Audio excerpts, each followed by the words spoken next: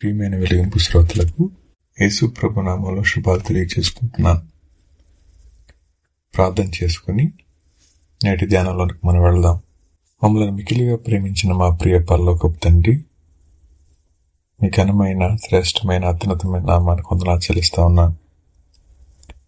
మరొక వారం కూడా మీ మాటలు వినడానికి మీరు ఇచ్చిన ఈ శ్రేష్టమైన సమయం కొరకు స్తోత్రం చెల్లించుకుంటూ, ఈ సమయాన్ని మా అందరికీ దీవెనకరంగా చేయమని మా ప్రభును ప్రియరక్షకుడైన యేసు ప్రభు నామంలో అడిగి వేడుకొని ప్రార్థిస్తున్నాం తండ్రి.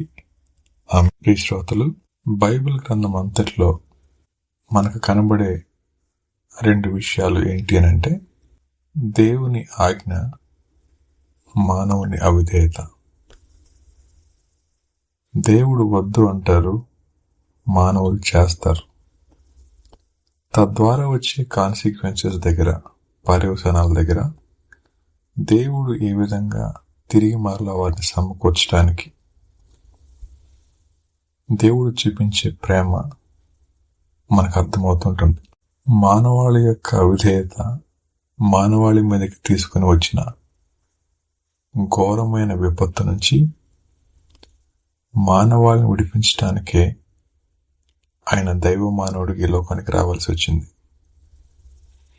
ఇలాంటి పరిస్థితుల్లో ఈ దినాన్న మనం ఒక విషయాన్ని ఆలోచించేద్దాం. మన జీవితాల్లో అపనమ్మిక అనేది దేవుని యొక్క గొప్పదనాన్ని మన కంటికి కనబడకుండా గుడితనం కలిగిస్తుంది.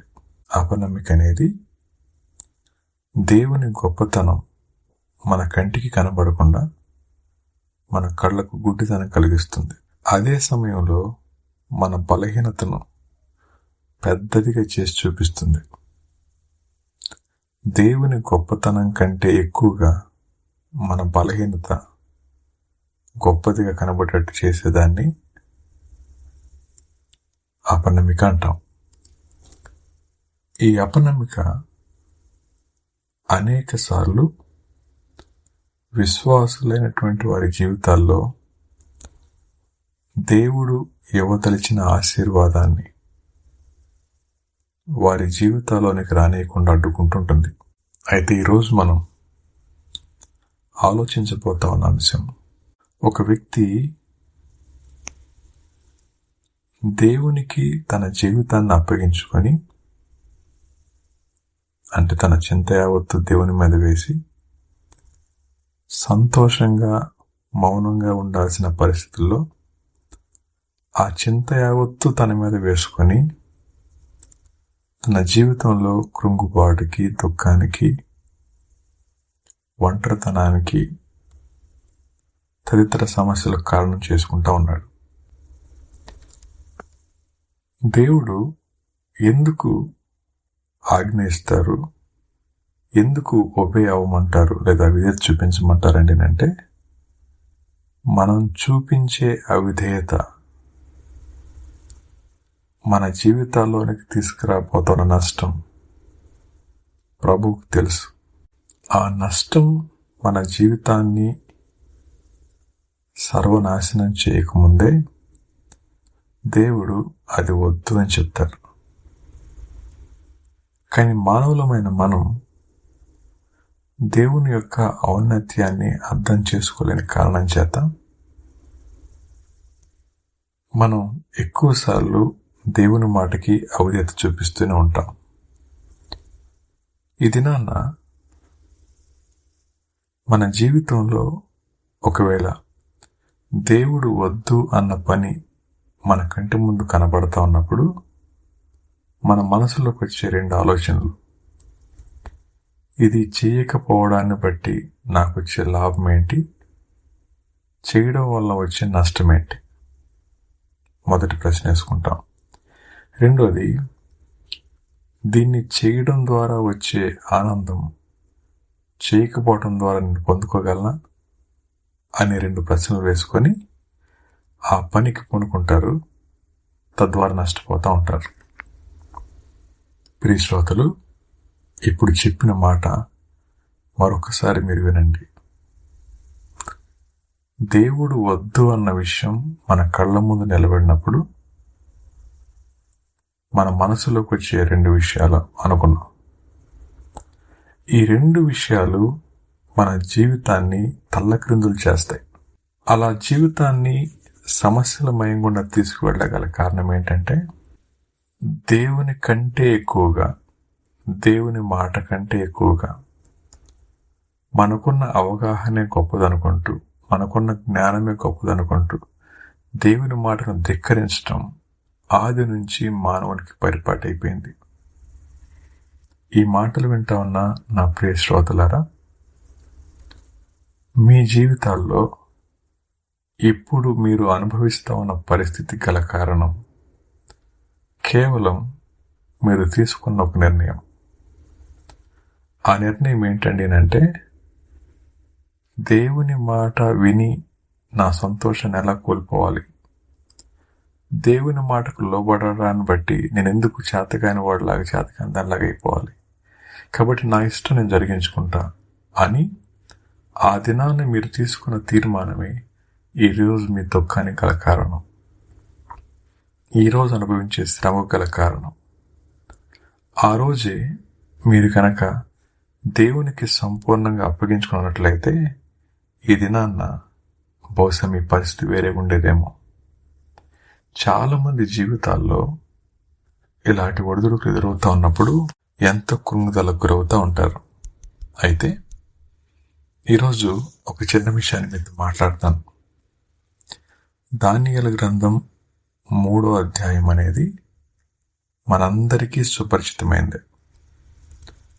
దానిలో 3 యవనస్తులు షడ్రక్, మేషక్ అండ్ అబేద్నెగో 3 కనపడతారు. ఈ 3 కూడా హెబ్రీ బాలురు. వారు చెరకు తీసుకొని రాబడ్డారు. వచ్చిన తర్వాత వారు తీసుకున్న నిర్ణయాన్ని బట్టి, వారికి ఉన్నటువంటి జ్ఞానాన్ని బట్టి నెబుకద్నెజర్ వారిని వేరు వేరు పదవుల్లో పెడతారు. ఇది మనకు తెలుసు.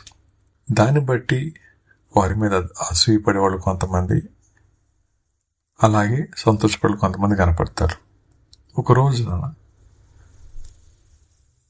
దానియేలు గ్రంథం 3వ అధ్యాయం 4వ వచనంలో నెబుకద్నెజర్ ఒక ప్రతిమను పెట్టి, అంటే ఒక బొమ్మను పెట్టి, మేము సౌండ్ చేయగానే మీరు దానికి ప్రార్థన చేయాలి, సాగిలపడాలి, ఇది ఆజ్ఞ. ఎవరైతే ఆ సౌండ్ వినగానే సాగిలపడరో వారి జీవితాలు ముగించడమే అనేది ఆజ్ఞ. ఆ రోజున ఆ దేశమంతటా చాటించారు. సో ప్రజలందరూ విన్నారు. విన్నటువంటి ఆ మాట ఏంటంటే, ఎవరైతే ఆ బాకానాదాన్ని, పిల్లనగ్రోవి స్వరాన్ని వినగానే ప్రతిమకు నమస్కరింపరో వారు మరణానికి పాత్రులు అన్నమాట. ఒకసారి వచ్చిన చదువుకుందాం. దానియేలు గ్రంథం 3వ అధ్యాయం 10-11 వచనాలు. రాజా, తాము ఒక కట్టడ నియమించితిరి. ఏదనగా బాకాను, పిల్లనగ్రోవిని, పెద్ద వీణను, విపంచికను, సింఫోనియాను, సకల విధములకు వాద్యధ్వనులను విను ప్రతివాడు సాగిలపడి ఆ బంగారు ప్రతిమకు నమస్కారము చేయవలెను. సాగిలపడి నమస్కరింపని వాడెవడో వాడు మండుచున్న అగ్నికుండములో వేయబడును. ఇది ఆజ్ఞ. వాళ్ళ ముందు లైఫ్ అండ్ డెత్ కనపడతా ఉంది.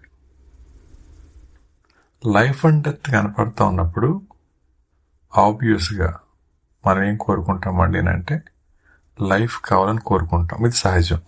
ఒక వ్యక్తి దేవుణ్ణి ఎరిగిన తర్వాత ఆ వ్యక్తి ఎందుకు అవిధేయత చూపిస్తాడండి అంటే, లైఫ్ అండ్ డెత్ పరిస్థితుల్లో ఇది చేయకపోతే నాకు భవిష్యత్తు లేదు, ఇది దక్కకపోతే నా జీవితానికి ఆధారం లేదు, ఇదే నా జీవితం అనుకుంటూ ఎవరైతే కాంట్ బట్ తప్పనిసరి పరిస్థితి అనుకుంటారో ఆ పరిస్థితుల్లో తల వంచడం పెద్ద తప్పేముంది అనుకుంటారు. కానీ దేవుడు ఆ సమయంలోనే మన అంతరంగం నుంచి కోరుకునేది విధేయత.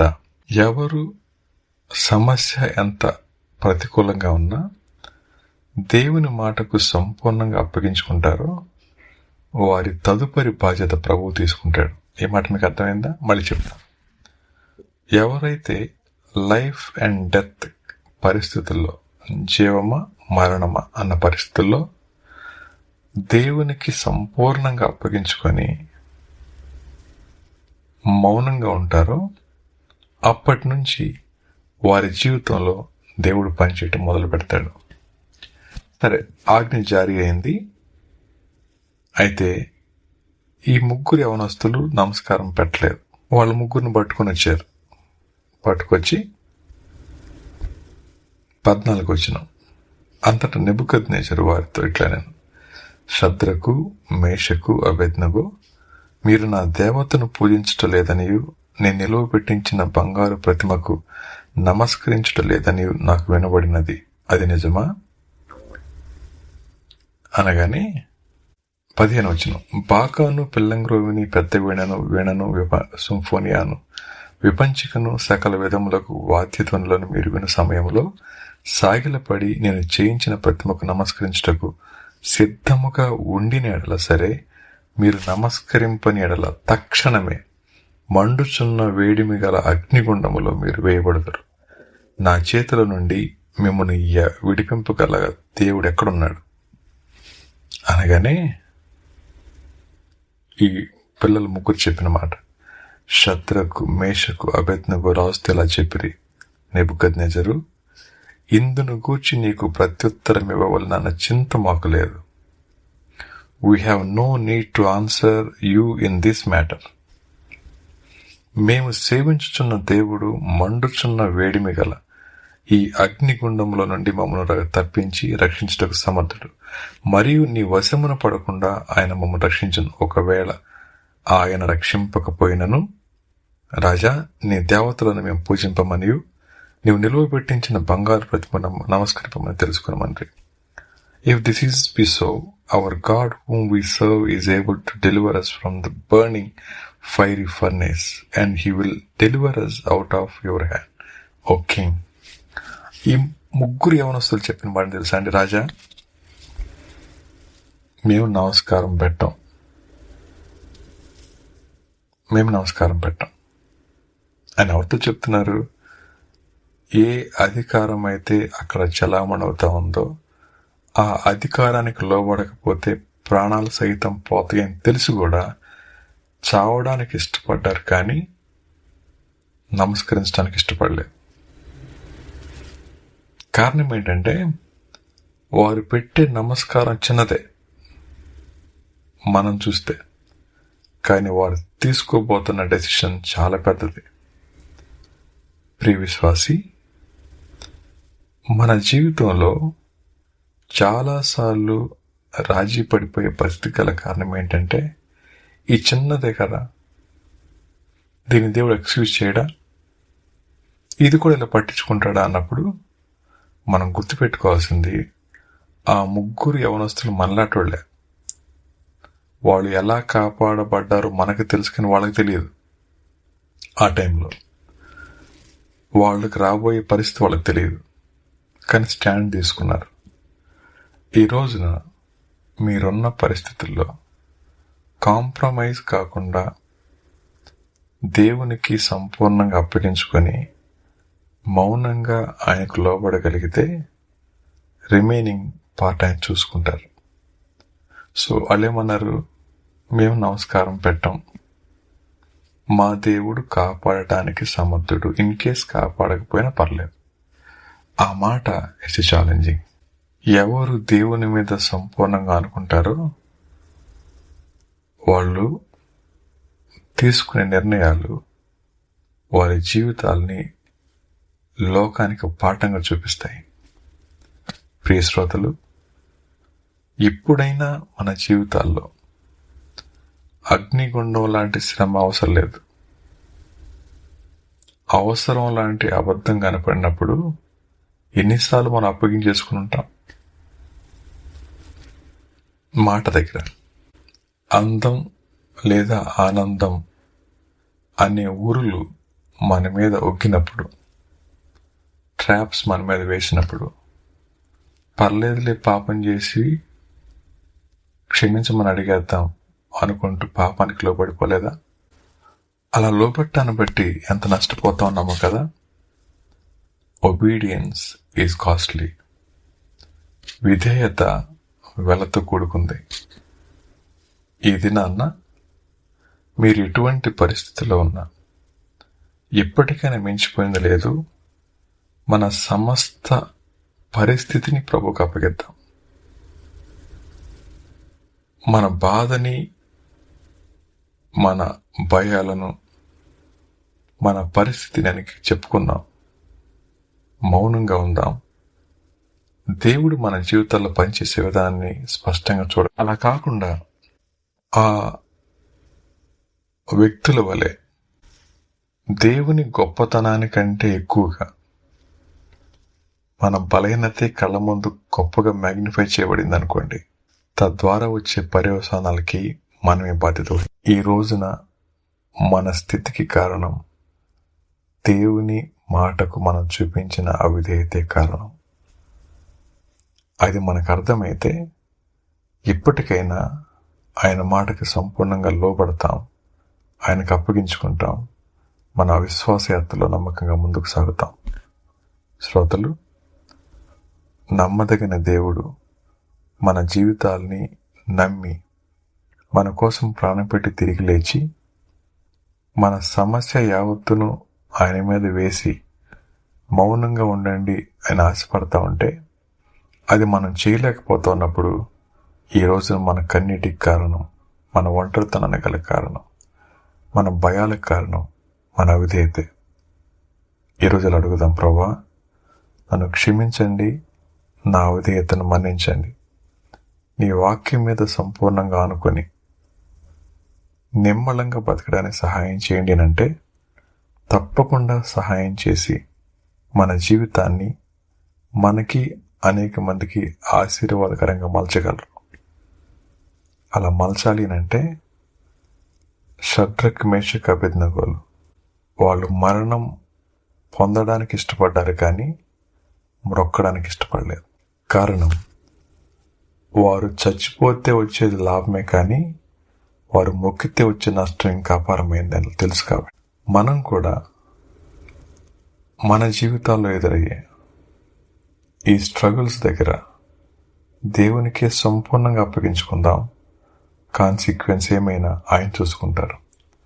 మన సొంత ఆలోచన చేత మనం ఆలోచించి నేనే చేయగలను, నా వల్లే అవుతుంది అనుకుంటే తద్వారా వచ్చే నష్టానికి మనమే బాధ్యత వహించాలి. కాబట్టి శ్రోతలు, విన్న ఈ మాటను బట్టి మన స్థితిని గుర్తించి మన పరిస్థితిని అప్పగించి రాబోయే స్థితిగతులను దేవుని యొక్క సన్నిధిలో కనిపెడుతూ అంతం వరకు ఆయన విశ్వాసంలో కొనసాగే కృప దేవుడు మా అందరికీ దయచేయునుగాక. తిరిగి మరొక వారం వాళ్ళ కలుసుకునే పర్యంతం దేవుడు మా అందరికీ తోడుగా ఉండునుగాక. ఆమేన్.